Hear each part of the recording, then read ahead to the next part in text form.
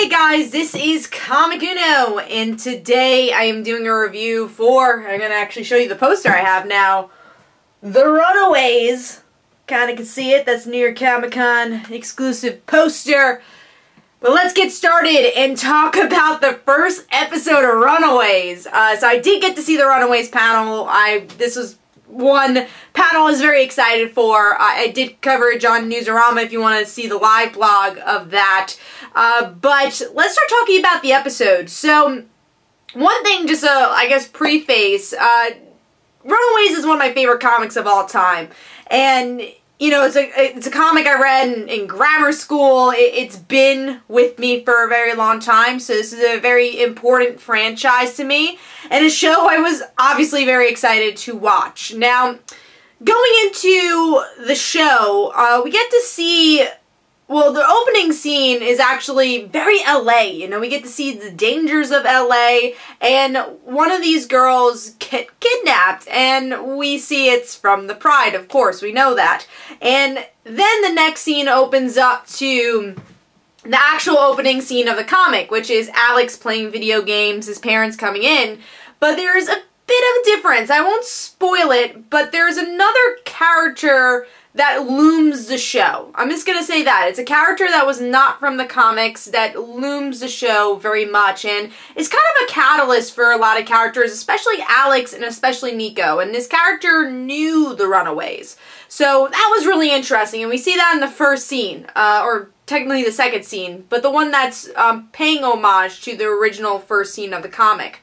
Now, after that we get to see introductions of all our Runaways, and most of our Runaways are very, well, their personalities are all from the comics, really. The essence of their character is literally the comic character, which was amazing to watch on screen. But there are small changes to the characters, which in my opinion actually was better in a lot of ways. Like, one small spoiler is that Gert and Molly are actually sisters. So they're not blood sisters, but they are sisters. And I thought that was a really interesting dynamic. Molly still as fun-loving as ever, even though she's a little bit older. Just puts her in the high school, which is good because those scenes, it looks like we will see more high school stuff. And they're dynamic because they're obviously very different social structures now. And you just see that the characters have grown apart for some reason. And, you know, they're childhood friends, but mostly just because of their parents, like the comic.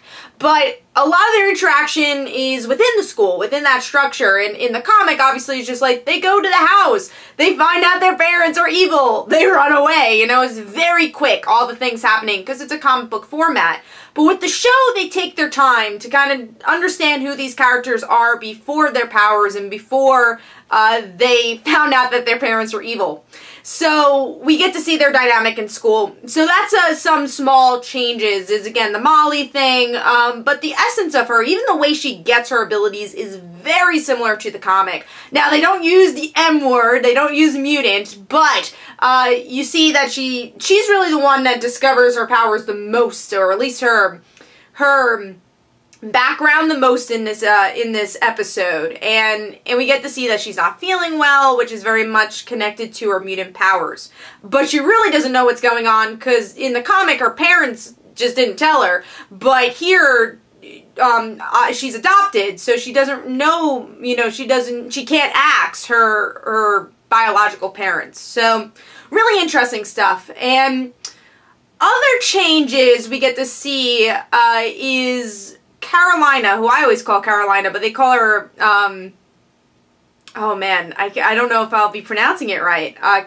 Carolina, I think they call her in the show. I always called her Carolina, but I think it's Carolina in the show. But the one change they did make with her is that her parents are not actors, and instead they are like these religious leaders, and it's kind of like a super church type thing. They're all wearing the wristband, so they actually make Carolina's wristband towards her parents, like even more. It's not just a medical wristband like it is in the comic, it's actually a wristband that is used for this religion.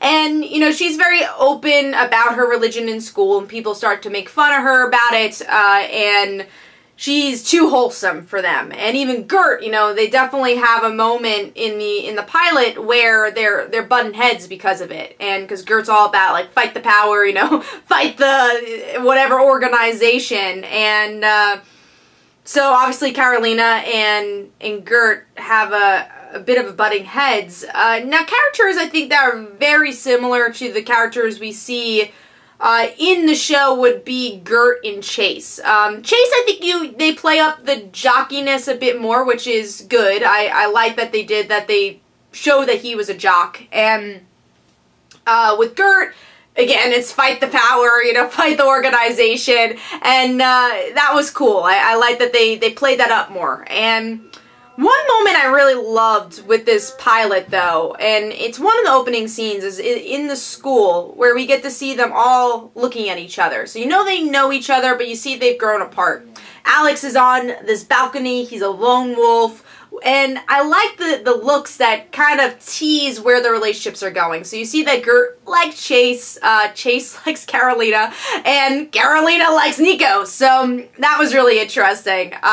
Going back to Carolina's character, because Carolina is my favorite runaway and one of my favorite characters. What I liked about the change of her parents being in this religious thing is that it plays on her identity storyline really well. We get a little glimpse of her powers in the pilot, but she does not know anything about it. No one knows anything about it. She's really confused, you know. She pretty much thinks she hallucinated it.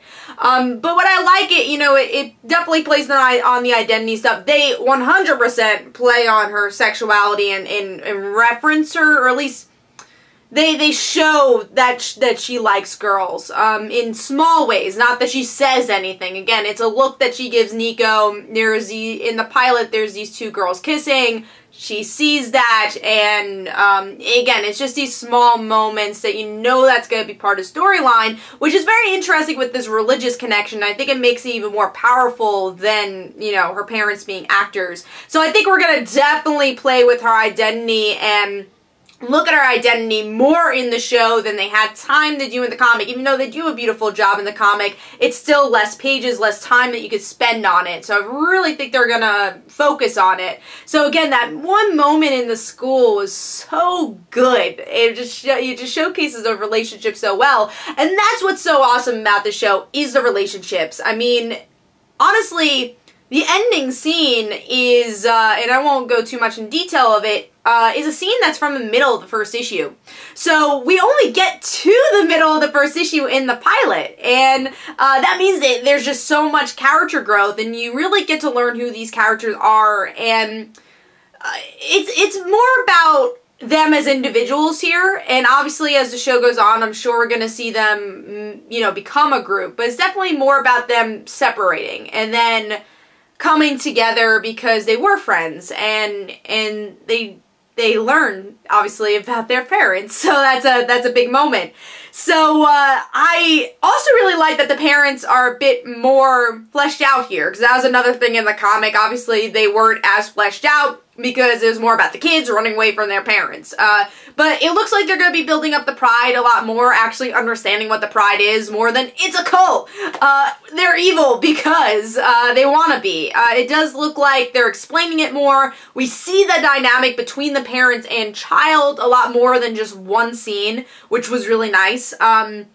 The effects were really good for the show too. Really enjoyed the effects. I was a little worried because, you know, there's some big elements being played here. There's magic, there's mutant powers, there's glowing, you know, aliens. There's so much effects that have to be played here.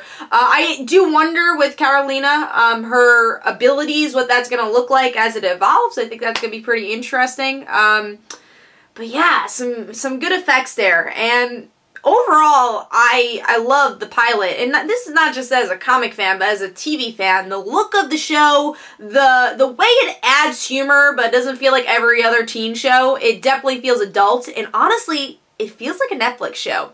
It really does. It feels like, in its own vein, like a Jessica Jones or a Luke Cage. It feels like a teen Netflix Marvel show, and that's all you can ask for the Runaways. It's deep, the relationships are so important, and already in this pilot, you care about these characters, but what's important is, yes, they make small changes, but it's for the better. 100% a lot of their changes are for the better, just to progress the story and involve these relationships even more. But the essence of each character are still there. They even make a meta joke about Molly being, you know, obviously 12 in the comic and not being 12 here. So they make, you know, they know the source material very well here. And next episode is actually going to play in the point of view of the Pride. So this whole episode that happens in the point of view of the kids are going to be in the point of view of the Pride, which is going to be super interesting. So, you know, the TV show did everything I wanted to. It fleshed out things the comic couldn't. It embraces the comic, and I fell in love with these characters again, and it was amazing. I loved it. As a Runaways fan, I legit can't wait. I wish this was a binge show. I don't know if it is. I'm pretty sure it's not. I wish it was a binge show. That way I didn't have to wait, you know, each week. But that also builds up the tension of wanting to every episode each week. So, awesome show. Again, in a TV show standpoint, you know, showcasing LA, it's artsy, it's amazing, but then from a character standpoint, which is such a big part of the Runaways. So, watch this show. Definitely watch this show. Support this show. It's amazing. Hopefully you guys enjoyed. This is Comic Uno. I will have more New York Comic Con coverage as we go on, but of course I wanted to cover this Runaway stuff. I did do some live tweets of other panels if you want to go check that out. And for Newsarama, I covered Runaways, so you can check that out, and I'll have more coverage tomorrow. So thank you guys, and this was Comic Uno. Bye guys.